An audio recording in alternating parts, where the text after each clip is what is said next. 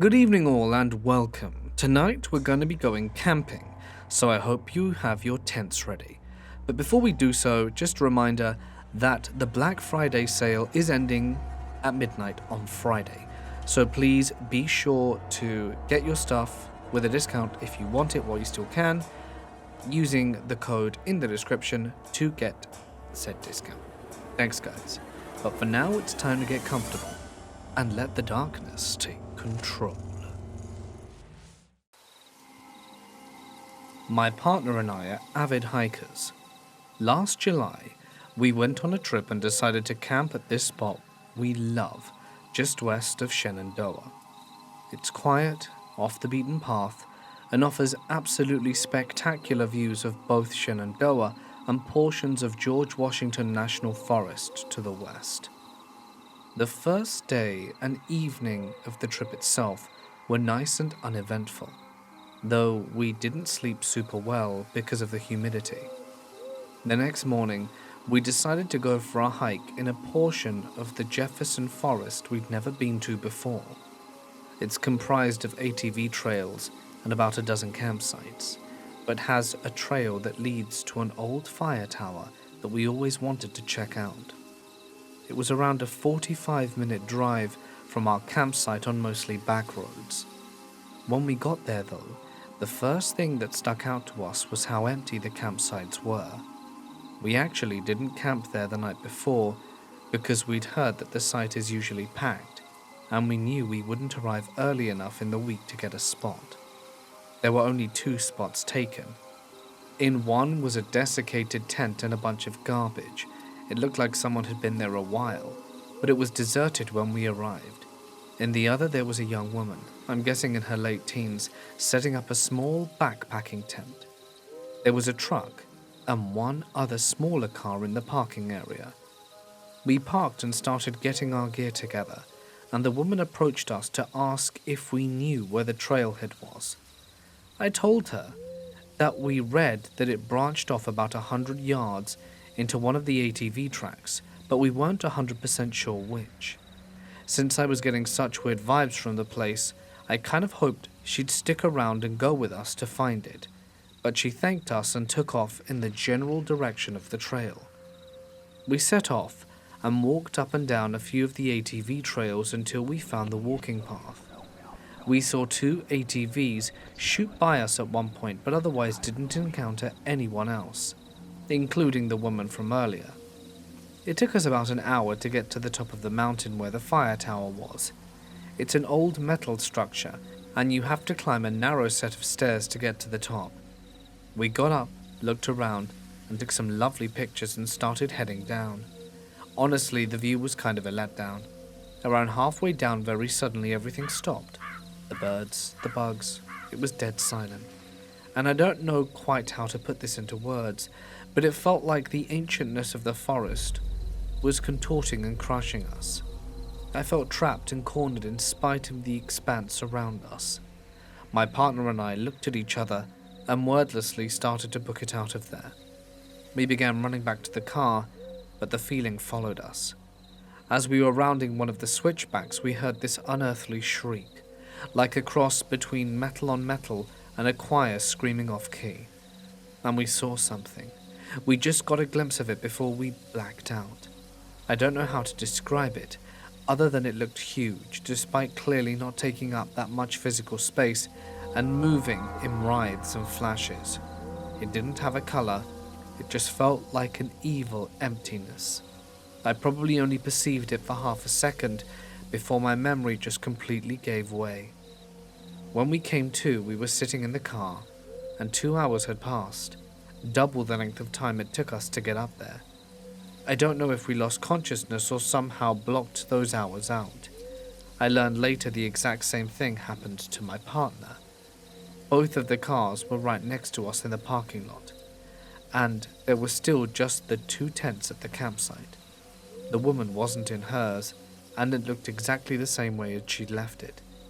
I think about her all the time, and I've spent a ton of time trying to figure out if someone went missing at the same time of our trip. It took a few months for my partner and I to have the conversation about this event, and some of the stories I've heard and read make me feel much less alone. I still love to hike, but haven't been able to go to the Appalachian forest since it happened, and I'm curious if any others have had any experiences like mine. I was camping with my wife, sitting around the campfire, when it started to rain buckets, absolutely pour. So we went back inside the tent. Inside the tent, the rain was so heavy. We couldn't hear anything over the pitter-patter hitting it, and decided to change our clothes and call it a night. We get into our sleeping bags and turn out the lights, when we hear an odd sound, sort of like a Motorola phone when the battery's dying. The only thing is we don't own any phones that make that sound, and our phones happen to be switched off. We're miles from everyone, in the pouring rain, and we can't hear if someone is walking up to your tent, can't tell if someone walked away from it, and we're trapped inside this canvas death trap with only one exit. We froze and waited for what felt like hours. Eventually I grabbed my gun and light and made a dash for the door, trying to get out as fast as I could. Once I ran around my tent, but there was nothing, no one and no signs of life. We grabbed our valuables and decided to make the 10-minute trek to our car, made it safely, drove an hour home, and slept better than we would have if we'd have stayed. The next day, we went back to grab our stuff. We got back to our tent and it didn't look like anything had been messed with, nothing out of place. But once we get home and unpacked, my wife couldn't find her underwear. None of them. Literally nothing else was missing from our stuff. It was just the wildest and creepiest experience of our life. I'm sure someone was there. It was early spring of 2016. I had just turned 24 years old. My friend and I just reached our main spot to camp, Black Canyon Rim Campground, just outside of Payson, Arizona. We'd usually travel out here 2 or 3 times each year.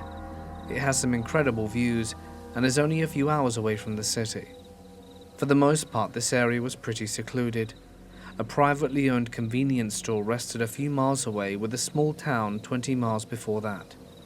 The entrance was on a dirt road directly off the highway, with a campground sign at the start of the road marking local wildlife, any fire hazards, and general news relevant to camping folk. The pathing is mostly linear, with maybe one fork spanning several miles. We once traveled down the dirt road to see how far it would take us. One of the paths would take you to another highway entrance, with a ranger's tower halfway there. The other path led to a dead end. An abandoned cabin can be found on this path a few miles in, mostly hidden off in the distance behind some larger foliage. The snow had mostly cleared up at this point, leaving for crisp air, a slight chill, and fauna becoming active again. We'd usually spot some wild horses, several deer, and tons of little critters whenever we would come out this way. It really was the perfect time of year for a relaxing trip to get away from the city for a few days. We got in around 4 p.m. on a Tuesday. It was late for us. We would usually try and make it by noon at latest. This trip was pretty spontaneous. We both had work during the coming weekend and decided to just go for it. The sun was setting fast, and we still hadn't picked our spot to camp. There were maybe 2 other groups, both families parked somewhat close to the entrance, only a few hundred yards away from the highway. This time around, we just wanted to get away from the humans for a while. Customer service jobs will do that to you. We drove down the dirt road, past our usual spot, and finally picked the perfect area. A small clearing, just hanging off the edge of a hill. The whole valley could have been seen from this area with a beautiful sunset. This would have been our main spot from then on. If the next night's incident had never happened, that is. We agreed to get a campfire going, and would just avoid building a tent this trip. We didn't have much time to do that, so anyway, and her car wasn't that uncomfortable. I'd sleep in the back seat, and she would take the passenger seat, with the windows slightly ajar and having a few blankets for each of us, we would fall into that unrivaled slumber. The next day was fairly uneventful. We just decompressed, and I had this strange feeling throughout the day like we were being watched. There were crunches of leaves just out of sight every few hours, but I figured it was just the local wildlife doing their thing. My friend didn't notice anything unnatural, so I didn't dwell on it. Night came, and the feeling still hadn't gone away. My friend must have felt something she didn't vocalize, though. She took some of her sleeping pills. She didn't usually need to take them on our camping trips. The natural ambience was enough to put anyone to sleep, I thought. It was nearing 1 a.m. now. My friend dozed off in the passenger seat while I attempted to wind down the back. I leaned against the side window, behind the passenger seat, legs outstretched to the car's back door. The window opposite of me was rolled down slightly, with a cold breeze flowing in. I had been on my phone scrolling through Facebook or whatever when I heard something outside. A few crunches of fallen leaves, several paces outside the car. I whispered to my friend, "Did you hear that?" But she was already out. I put my phone down and listened intently for a minute or two, but nothing. It must have been a small animal, curious of the camp.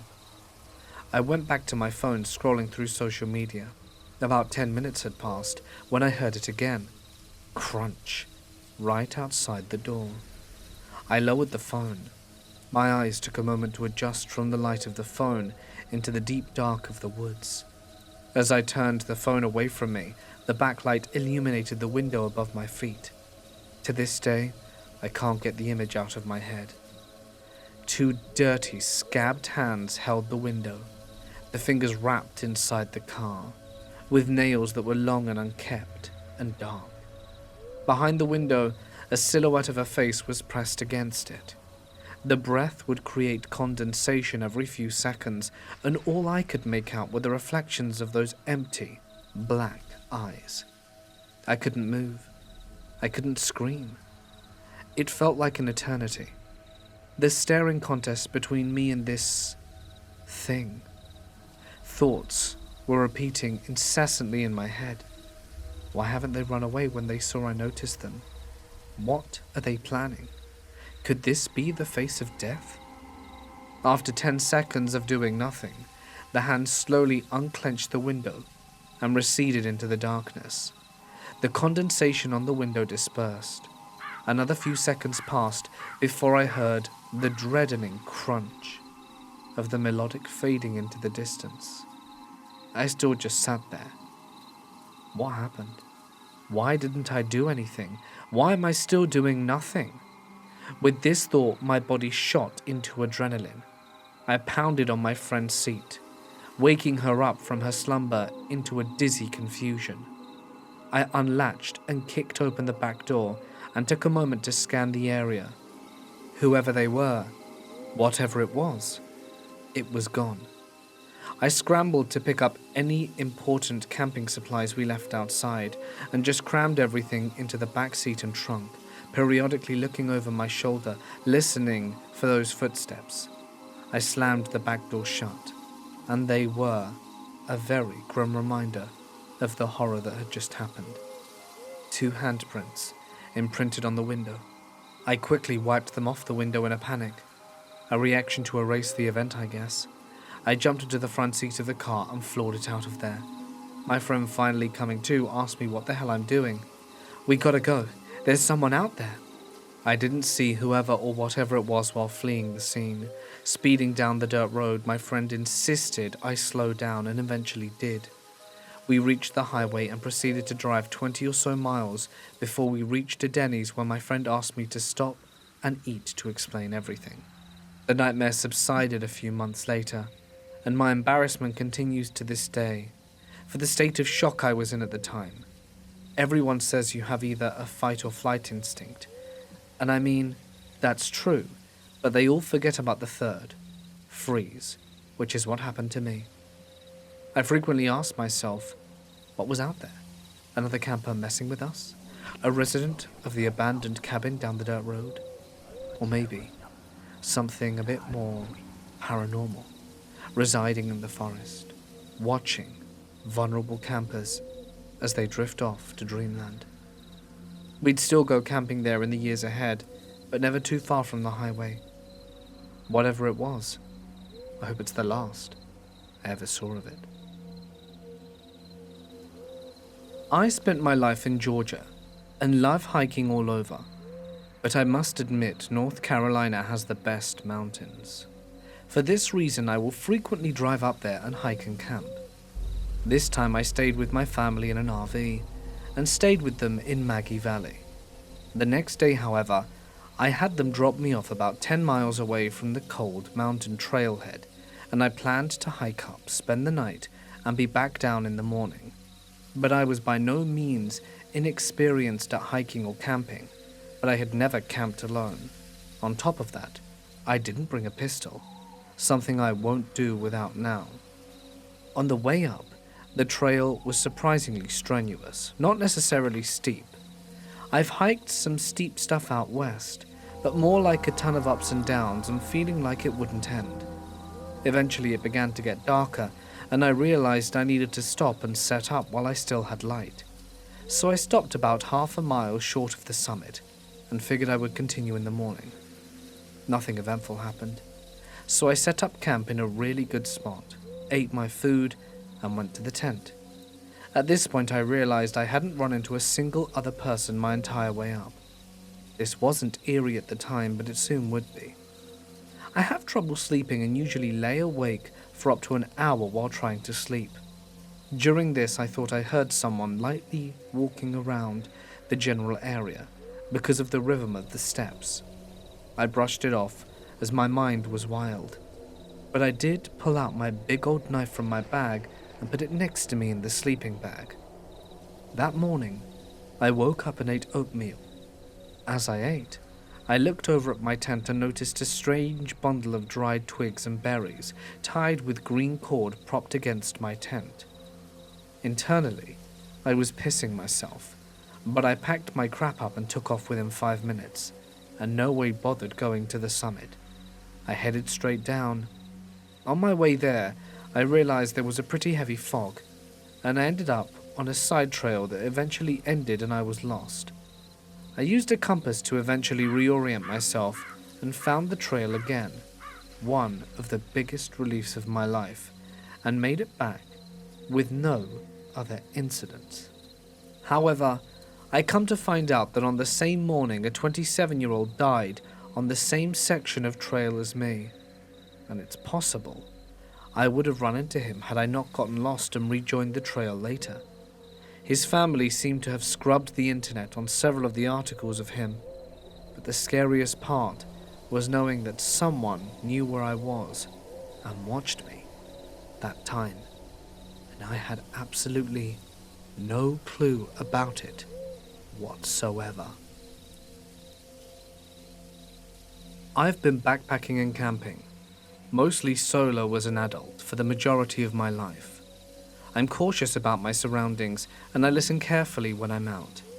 I try to remain an observer and move through the land with little impact. I'm also very interested in the mysterious and obscure, cryptids, alternate realities, and the unexplained. I've read most of the missing 411 cases, and I am a serious devotee of true crime. All of the morbid and curious things I can find. Anything strange that will fire the imagination. There have been occasions where I've felt slightly uncomfortable, or watched even, when I've been out in the woods, but mostly I've chalked it up to being alone and alert. Perhaps my inherent skepticism makes me much less susceptible to encounters which others experience. I look for logical conclusions first.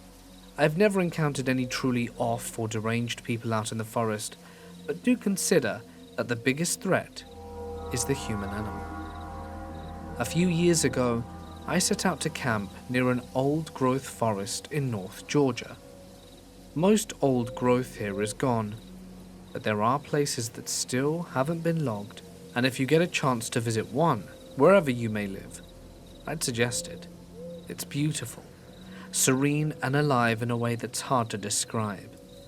This particular forest was one of hemlock and poplar, and the trees were massive. I have a guidebook that gave me directions out in the sticks, following little country roads that eventually turned into gravel.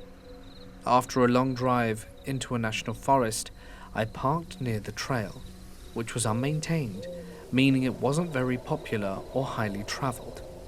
I hiked out through the wood to where the trail eventually just kind of stopped. There was very little undergrowth, and I spent the afternoon just exploring.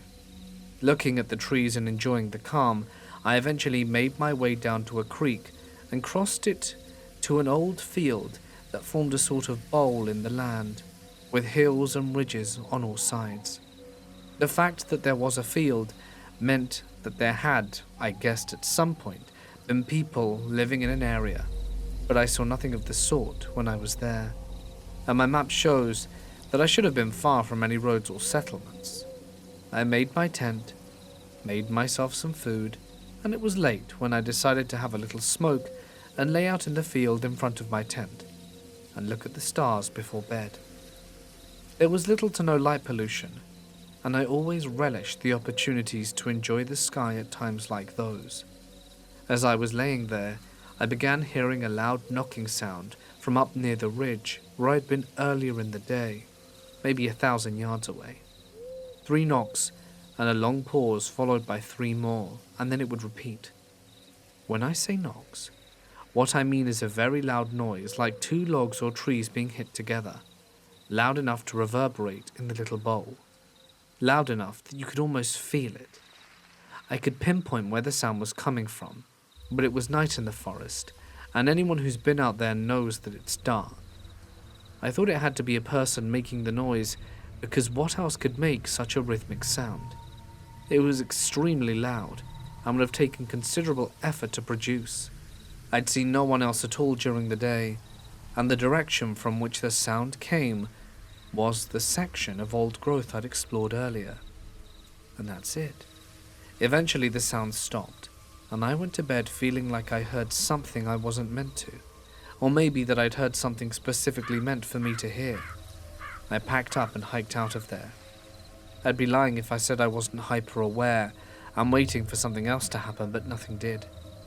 I've told friends about this, and they'll either say it was a Sasquatch or that I was close to someone's house, and I don't know about that. But why would a person be out in the woods late at night banging logs together in the dark?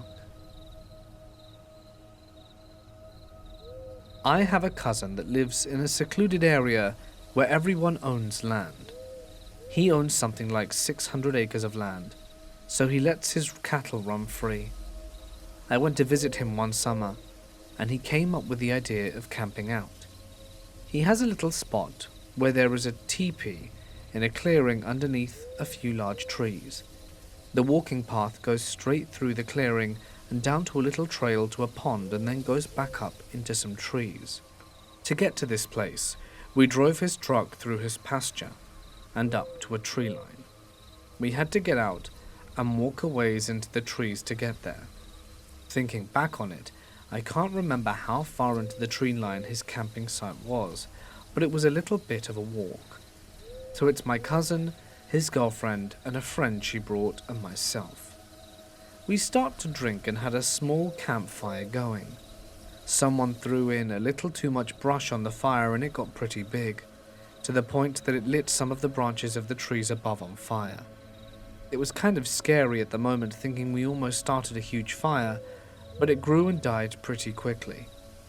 Now later on in the night, we're all drinking and I'm tending the fire. The girlfriend says out loud that she needs to use the restroom, and I thought that she went down to the path near the pond. The fire is starting to die down, and I needed to gather more brush, so I start walking towards the path to the pond. As I'm walking down the path, I see a shadow of someone holding a tree branch up, seemingly looking back at me. Remembering, and the girlfriend had announced that she needed to use the restroom, I assumed it was her, so I called out her name. As soon as I do so, the shadow drops the tree branch and I can no longer see it. At the exact same moment, I heard my girlfriend shout back at me from the campsite. I looked back, and from a distance, I could see her coming out of the teepee. I look back at the brush and see nothing. I stare for a moment, but there was no movement. Completely shocked and confused, I start to walk back to the camp, heart already racing so fast I thought I may pass out. When I walk up to the camp, I see all of us are there. I tell them what happened and everyone was a little more freaked out. My cousin brushes it off, saying we were out on his land and there's no way anyone could be out there. We eventually kept drinking, but I can't forget about it. Much later on, I'm getting a little tired, and my cousin is looking to fool around with his girl, so we all lay down in the teepee. As I'm laying next to the friend just trying to pass out, while I can hear them fooling around, they're talking and whispering, when I heard the loud thud of footsteps outside of the tent, as if something is running at the tent, then heard kind of a pop and a drag, like something hit the tent and dragged against it. My cousin leaps up yelling, and now we are all terrified. He's shouting that we needed to get out of there now, and we left everything and ran to his truck. We drove back to his house, scared out of our wits, talking about what just happened and what I saw earlier. As we were all talking about it, we agreed that the thuds sounded like 2 feet. You could hear the difference in deer or horse. They were big thuds, as if they carried a lot of weight. My cousin said he was laying near the edge of the teepee when he heard the steps and looked up to see something hit and drag something across the fabric right above him. The fact he actually was scared is what made it even more frightening for us, as he had lived on that land his whole life and had used that campsite many times. I used to work as a guide, and then as backup, and even as a field director for several wilderness therapy programs for troubled kids in Arizona, Utah, and Idaho. They were all good jobs, but where I worked in Utah, in the West Desert south of Dugway, it's possibly the ugliest and creepiest part of Utah. Tons of sketchy stuff happens out there. This story happened in 2005. The groups were camped in a really nice area for that part of the desert, called Indian Canyon. This spot was so nice, in fact, that in the late 1800s or early 1900s, some enterprising pioneer family had built themselves a little homestead with a one-room cabin and small barn, as well as a cedar pole fence around the perimeter of the little farm. All of that, of course, was now a crumbling, rotten ruin. The cabin, it seems, had burnt down well over 50 years ago, and what remained of the barn was poking out of the grass in 2 or 3 foot shards of grey wood scattered all over the nearby vicinity. This week, I was also camping in Indian Canyon, but further down the road. I was manning the Infield Emergency Response Vehicle, or ERV, better known as backup, a new position I helped invent when I took a list of things that had gone wrong in the field to the directors and explained that because of the horrible response time and spotty satellite phone service, the only reason we weren't shut down or that people weren't dead was because we were lucky, not because we were prepared or efficient at responding to emergencies. Now we had radios and someone listening to them 24/7, never more than a few minutes away within a vehicle. That's how it worked in theory. One of the boys' groups was camping at the mouth of a canyon in the foothills about 2 miles away from me. The others, just a mile beyond them. The girls were close too. I was camped somewhere in the middle of the canyon on top of a small ridge that had a little jeep track side road branching off the main dirt road running up the canyon, and the girls were just a few ridges over, maybe a mile away. Though to drive to them, I'd have to go back out of the main road and take a different jeep trail to get to their spot. It was perhaps a 5-mile trip. I was about 1.5 miles below the staff training group that was being headed by my now ex-wife, Jessica. There were going to be several groups of parents coming out to visit their kids later in the week, so both the boys' group and the girls' group, all on that side of the mountain, had all elected to stay put for a few days and work on building backpacks and gathering fire sets and lots of other primitive skills. The training group had been in the field for almost a week, and they were getting ready to split up and go join the student group for the last several days of their training. This left me with less to do than normal. I didn't have to find new sites for groups or drop off anyone's food or water. Everyone was well taken care of, and no one was moving around for several days. I decided to build a sweat lodge next to the creek up near where the staff were camped, and I found the perfect spot, well out of sight of the group on a little smooth sandbar right next to the water. I got to work. I harvested some long willow saplings that were bendable enough to weave a frame with and arranged them into a 10-foot circle, digging down 1.5 feet for each one to anchor it into the sand. I bent them into a dome 4.5 feet high and then 10 feet across, and wove the branches together with support bars until I had a structure that I probably could have stood on without breaking it. I walked down to the truck, which I had hidden in some pine trees 1/4 mile away, and hauled a large bin of tarps and cowhides and plastic sheeting, along with my fire set and some other gear to build my lodge. As I was walking back to the creek, I remember feeling like someone was following me, but when I stopped and looked, I couldn't see or hear anything. It was a beautiful day for July. The morning had started out with some high, wispy cloud cover, but that had long since burned off, and the noon sun was high overhead. It wasn't yet too hot, however. I was high enough in the mountains that the oppressive heat that I knew was slowly baking the kids' groups in the desert below wouldn't reach me for a few more hours. I set to work placing hides first on my little domed frame, and covered those with some tarps and plastic sheeting to secure it all, so that I had as close to as an airtight and waterproof shelter as possible, with only a small arched opening for a door. I secured an old military poncho over the door, so that once hot rocks had been placed inside, it could be sealed shut, and the sweat ceremony could take place. I wanted to be as hot as possible. There wouldn't be any children involved in this one, so we could go as hot as we wanted. I took the extra time around the base of the lodge to bury all the edges and covering deep in sand. This was as sturdy a shelter structure as I had ever built, and it was nice. I spent a good hour gathering sage and juniper to cover the door of the lodge with a thick padding of fragrant plants. I did this in part so that it was a soft place to sit for any extended time, But mostly, I did it because I was intending to invite the new staff down to do a sweat ceremony later to help some of them prepare to meet actual students for the first time.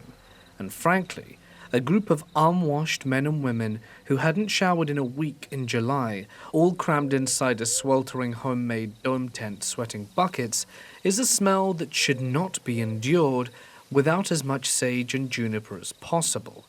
If it was really bad, which it was likely to be, I would rub some of it into my shirt, and then pull it up over my nose and breathe through that. I went hunting for lava rock. I found an outcropping of small rounded boulders, perfect for heating a bonfire and then rolling into the lodge. And then I proceeded to gather 3 on a tarp.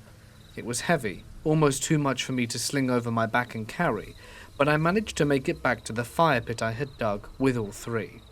I left them there and went to gather more. I made this a smaller load, because it wasn't like I was in a hurry and could take more trips. When I got back to the fire pit, one of my rocks was gone. I just started with the small depression in the sand where I had placed it minutes before, and then looked around for signs that someone, possibly one of the staff from the group, had come to take it. But there were no tracks. I looked around again and spotted it by the edge of the creek 20 feet away. I had the feeling that I was being watched, but couldn't see anyone in the trees. I walked over and retrieved my stone, the heaviest one I had carried, and put it back with the others. Perhaps it had rolled there, through the flat, soft, dry sand. I gathered a bunch more rocks, and none of them went missing, and then I built a fire.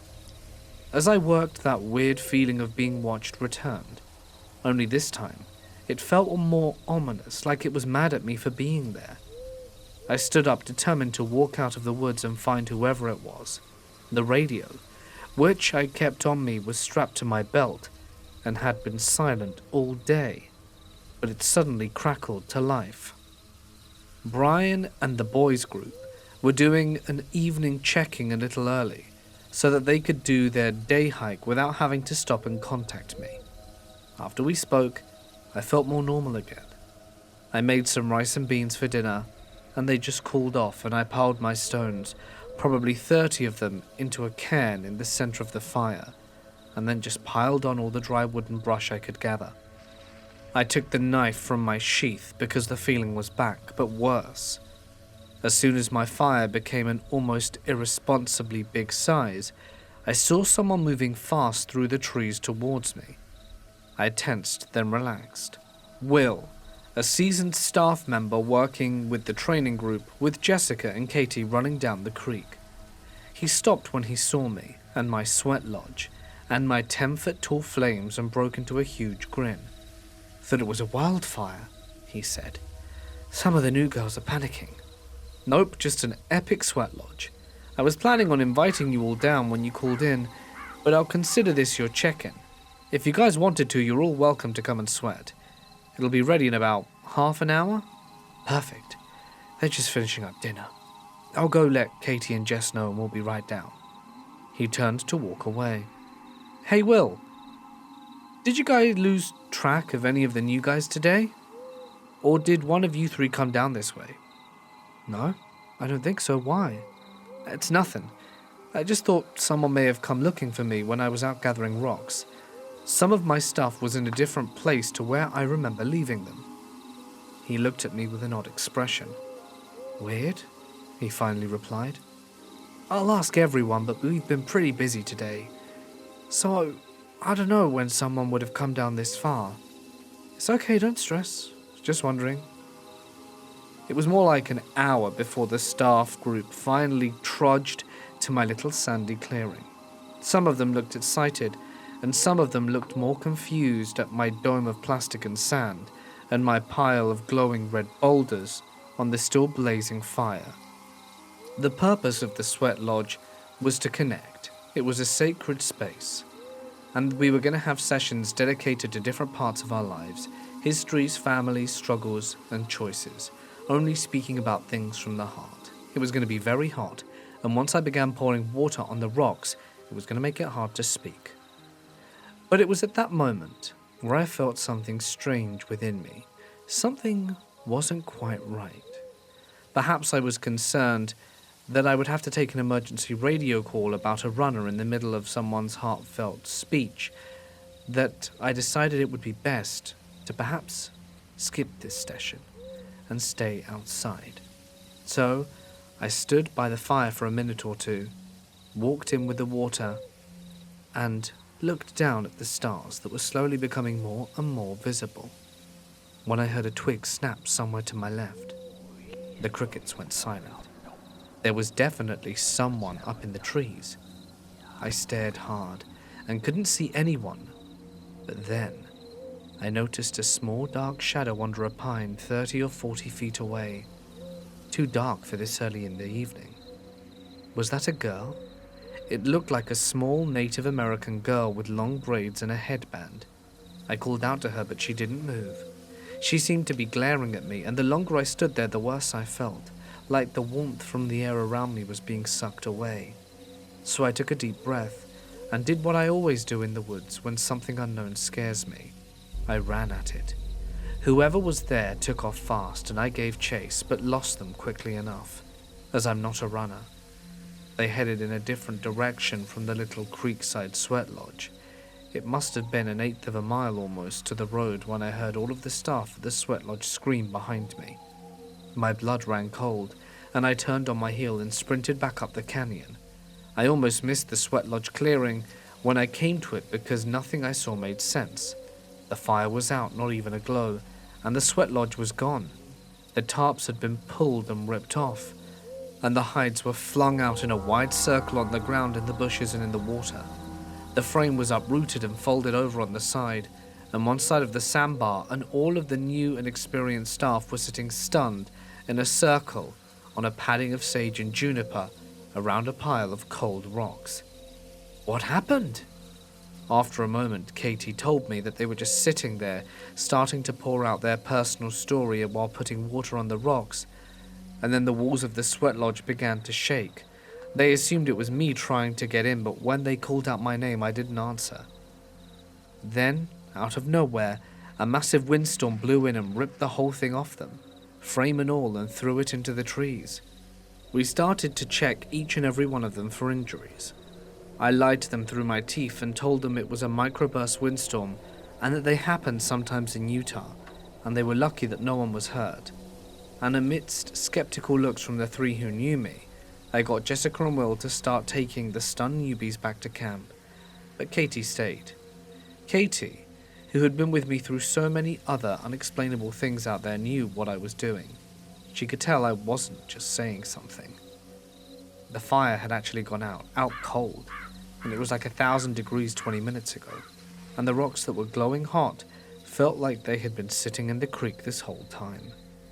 I took a deep breath and tried to explain what I had done, trying to chase down a little Native American girl who could run unnaturally fast in the dark. Katie sat down hard. I looked at her, but she didn't say anything, so I continued. Today, while I was gathering rocks for the lodge, I felt like someone was watching me the whole time. I set down that really big rock, the first one you rolled into the circle, and I walked away for a few minutes, and when I returned it was all over by the creek, like someone came and moved it, but there were no tracks, and it couldn't have been rolled there. Then after you all went to the sweat lodge, I walked down the creek and heard something in the trees. It took a minute to spot her, but she was hiding in a shadow under a tree. I think I had chased her for about 30 seconds, when all of you started screaming and I ran back up. What Katie said next made me sit down. Did she wear 2 braids and a headband? She goes on to tell me that early in the morning, Jessica woke everyone up and said it was going to rain and that we needed to build a shelter. I said there were no clouds that night. And Katie said she knew, but she woke up and insisted that we needed to build a shelter and wouldn't drop it until we all moved closer and put some tarps up. I like to see the stars if I wake up, so I moved in close just in case, but I didn't get under the tarp. Neither did Will or Josh.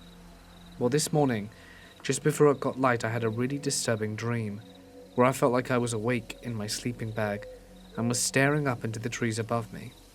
There was this little native girl with 2 braids and a bluish-grey headband on the tree over my face. I knew I was dreaming, but I couldn't move or wake up. I was only able to move when Josh on the other side of the shelter yelled and sat up. I thought it was just a horrible dream until I talked to Jess about the rain last night.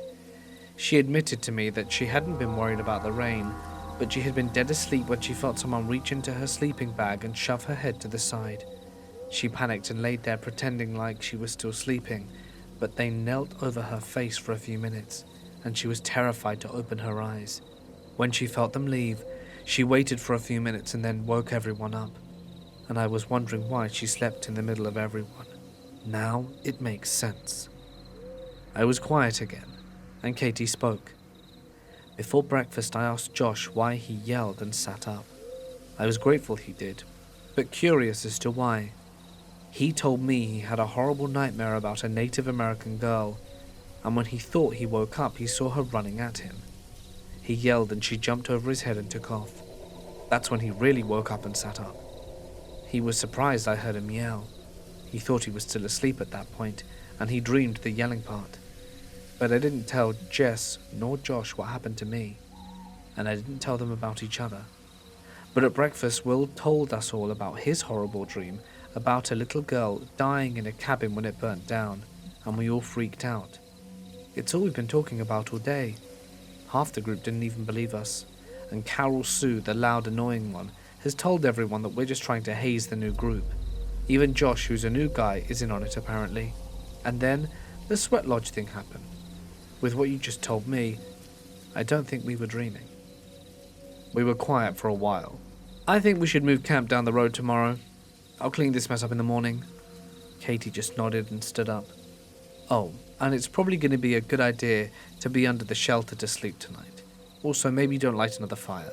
I'm guessing the one at your group site is out too.